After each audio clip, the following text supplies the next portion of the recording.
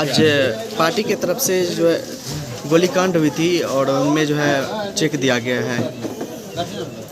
गोलीकांड हुई थी, अपराधियों ने, आतताइयों ने, समाज विरोधी तत्वों ने इस गांव के युवाओं पर हमला करने का प्रयास किया।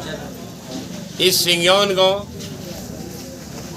जो बिहारीगंज विधानसभा का इलाका है, यह गांव नमन करने योग्य है। हम इस गांव को सलाम करते हैं अपने पार्टी की तरफ से, राष्ट्रीय जनता दल की तरफ से, अपने नेता सामाजिक न्याय के योद्धा आदरणीय लालू प्रसाद जी की तरफ से, युवा आदर्श नेता प्रतिपक्ष तेजस्वी जी की तरफ से, कि एक बहादुर गांव है जो अपराधी आया और हमारे युवा राजद के पंचायत अध्यक्ष बिट्टू बाबू और इस गांव के महादेव शाह के लड़का आशिक कुमार उस मिट्टू जी पकड़े, अपराधी को दबोच के रखे। एक को तो हजारों ग्रामीणों ने पीट कर मार दिया और दूसरे घटना में ग्रामीणों ने पकड़ करके पुलिस को दिया। हमारे संविधान का अनुच्छेद 21 कहता है कि जीवन की गारंटी, लाइफ की गारंटी सरकार देगी। अनुच्छेद 21 में बाबा साहब भीमराव अंबेडकर के प्रयास से सबके जीवन की सुरक्षा की गारंटी राज्य को लेनी है, मगर राज्य सुरक्षा करने में विफल है। आप लगातार देख रहे हैं, एक पंचायत में एक महीने के अंदर तीसरी घटना हुई। ग्वालपारा प्रखंड में एक साल के अंदर 19 हत्याएं हुई है। इस जिले में पता नहीं दर्जनों हत्याएं हुई है, मगर हत्यारे को के विरुद्ध कठोर कार्रवाई होनी चाहिए। समय कार्रवाई नहीं होती है, चिंता का विषय है। और जब एक महीना में, एक साल में एक प्रखंड में 19 हत्या होती हो, एक महीने के अंदर एक गांव में 3 बार गोलीकांड की घटना होती हो, ऐसे में ये माना जाएगा कि यह अभी मौजूदा जो शासन है, जो नीतीश बाबू के नेतृत्व में चल रही है, बिहार में अपराध पर काबू पाने में अक्षम है। आपको मैं बताऊं, राष्ट्रीय क्राइम ब्यूरो जो असेसमेंट करती है, संपूर्ण देश में बिहार अपराध के मामले में दूसरे स्थान पर है। हो सकता है कुछ दिन में अव्वल स्थान पर चला जाएगा। तो जब हमारा शासन था 15 साल का, उसको तो जंगल राज कहते हो भाई, तो इसको क्या आप मंगल राज कहेंगे?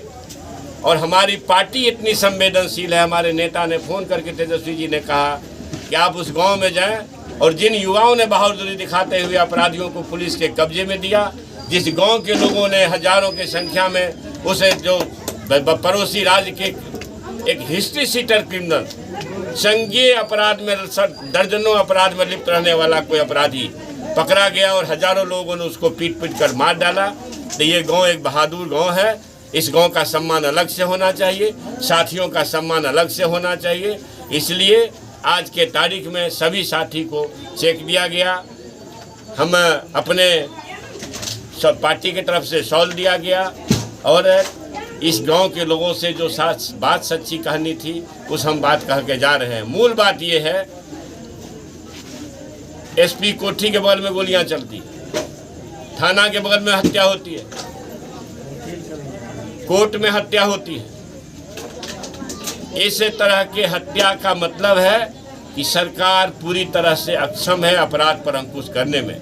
ऐसे में समाज को संपूर्ण मुस्तैदी से अपराधियों के विरुद्ध एक अभियान चलाना चाहिए और निश्चित रूप से गांव के स्तर पर रात में रतजग्गा का काम 1-8 दर्जन युवक करें और गांव को सुरक्षित रखें। नहीं तो इस राज्य सरकार के भरोसे हम लोग सुरक्षित नहीं रह सकते हैं। संविधान का अनुच्छेद 21 लगातार तार हो रहा है। शिक्षा में नियोजन नीति ला करके एनडीए सरकार जो बिहार में 17 साल से काम कर रही है, उसने शिक्षा चौपट किया। आप लोग सहमत हैं कि नहीं? आप प्रेस वाले, आप भी सहमत होंगे। शिक्षा खत्म सी हो गई। तेजस्वी जी का बीच में महागठबंधन नहीं आता तो बीपीएससी को बहाली नहीं जाती। और बीपीएससी कितना फेयर बहाली किया कि 2 बार बहाली हुई, कोई लीक पेपर नहीं हुआ। और जैसा ही भाजपा शासन में आई तो पेपर लीक हो गया, 90,000 का परीक्षा रुक गया। तो ये महाजंगल राज है कि जंगल राज है, आप पर छोड़ता हूँ, राज्यवासी पर छोड़ता हूँ। मेरा सवाल सर, मैं ये कह रहा हूँ कि राज्य में जो 2 नीति आई, एक तो शिक्षा में नियोजन नीति उन्होंने शिक्षा का बेड़ा गर्क कर दिया। गांव में शिक्षा खत्म हो गया। अब शिक्षा की आस जगी है जब बीपीएससी को गया है। इसको मानते हैं कि नहीं आप लोग? एक अब है कि जो दारूबंदी आई, हम लोगों को भी शुरू में लगा कि बड़ा अच्छा है, इससे बढ़िया क्या होगा, गांधी जी के सपनों को साकार करेंगे। लेकिन जब प्रशासनिक स्तर पर सरकार उतना दक्ष नहीं हो, काउंसलिंग ठीक से नहीं हुआ हो, ऐसी में दारूबंदी का ये हाल हो गया कि नियोजन नीति से शिक्षा चौपट हुआ और शराब नीति से समाज चौपट हुआ।